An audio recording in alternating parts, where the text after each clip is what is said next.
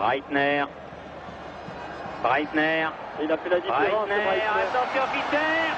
Oui, belle sortie de Jean-Luc Ettori. Mais but quand même de Littbarski qui récupère le... On va le voir du reste. Sans discussion possible, d'ailleurs les Allemands ne disent rien. Oui. Remise de la tête de Platini, regardez l'appel de Michel Platini. Remise de la tête, et là, à gauche, bien. Rolto est ceinturé par Karl-Heinz Forster. Oui, sans problème.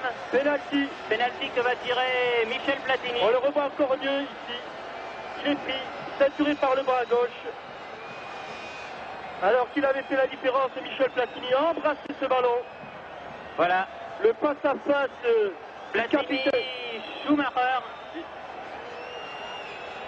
Penalty pour Michel Platini. Et but. Égalisation à la 27e minute. Michel Platini égalise. Extraordinaire, oui, je ne sais J'ai pas. rarement vu un garçon faire un match comme celui qu'il fait ce soir. Bonne balle de Platini pour Batista. À côté. Aïe, c'est pas vrai. C'est pas vrai. Et encore une fois, Schumacher. Il n'a pas fait le voyage. Non, regardez où il va mettre son pied, Schumacher. Regardez. Voilà. Ah oui. Alors, une fois, ça va, mais ça échappe chaque fois de ses corners. Amoros. Tire. Oh, la barre. Aïe, c'est pas possible. Oh là, quelle frappe d'Amoros. Ah ça, on peut pas dire que les Français soient payés. Foster et Breitner ne sont pas à 9 mètres. Oui, Marius Trésor. Marius. Reprise de volée sur ce coup franc de Alain Giresse. Dans son camp. Rocheteau face à Foster. Platini. Six. En retrait pour Giresse. Il n'a pas vu. Voilà, oui. But. Bien joué.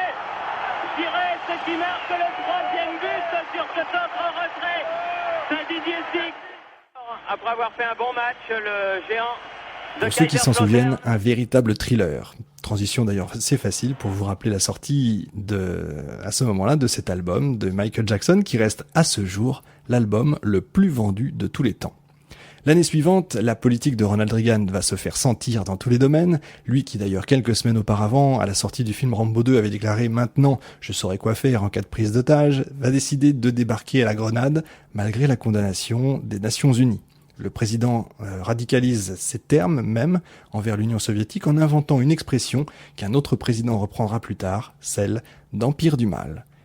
Les tensions Est-Ouest, à ce moment-là, sont excessivement perceptibles. François Mitterrand prenant d'ailleurs fait et cause dans un discours à Bonn où il approuve le déploiement des missiles Pershing américains par ces mots « Les missiles sont à l'Est et les pacifistes à l'Ouest ».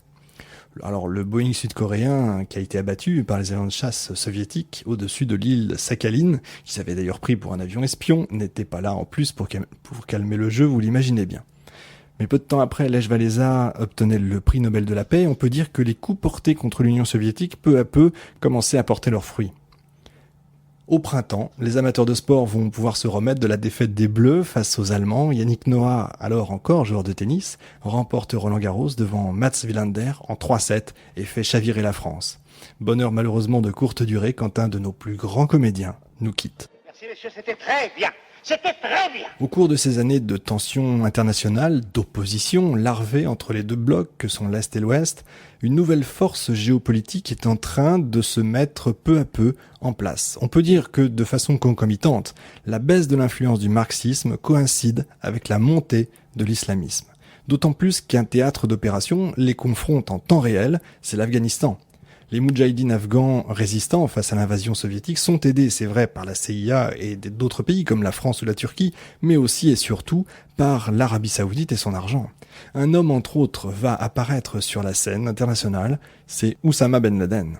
L'islamisme, comme en tant que choix conscient de la doctrine musulmane, comme guide pour l'action politique, augmente donc son influence. En 84, par exemple, l'Algérie réintroduit la charia dans son code civil, mais c'est également la naissance de mouvements tels que le djihad islamique, qui va revendiquer des enlèvements, comme à Beyrouth, au Liban, 2 diplomates français, Marcel Carton et Marcel Fontaine, ou encore Michel Seurat et Jean-Paul Kaufmann, ou bien même des attentats palestiniens, de l'Aqil Lao, entre autres.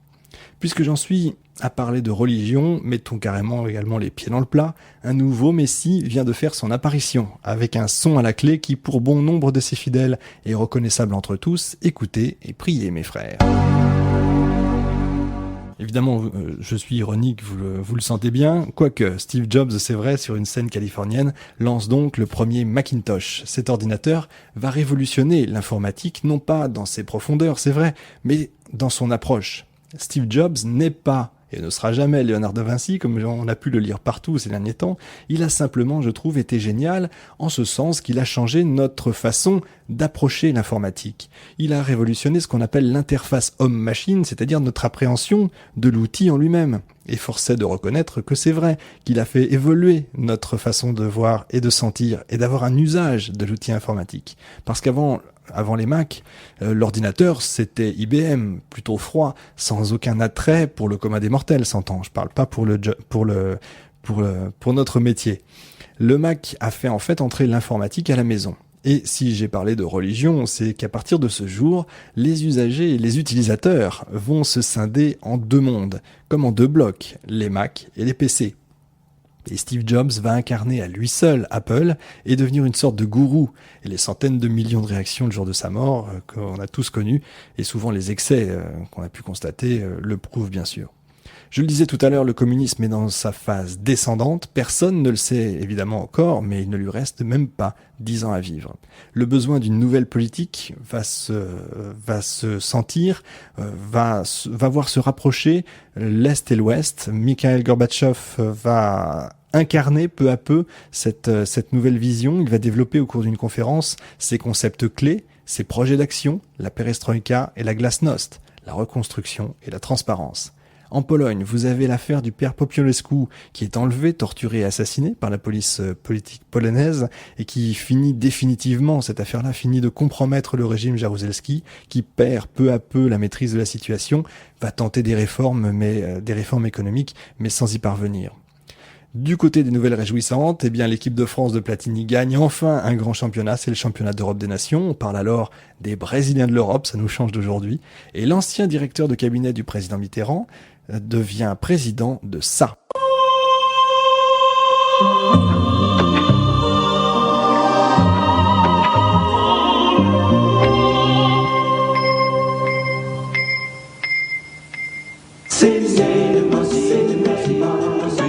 Je parle bien sûr de la première chaîne à péage française, Canal+, et d'André Rousselet, bien évidemment. Canal+, qui avait basé son offre sur le cinéma récent, le foot. Pour la première fois, on retransmet un match de championnat de France et...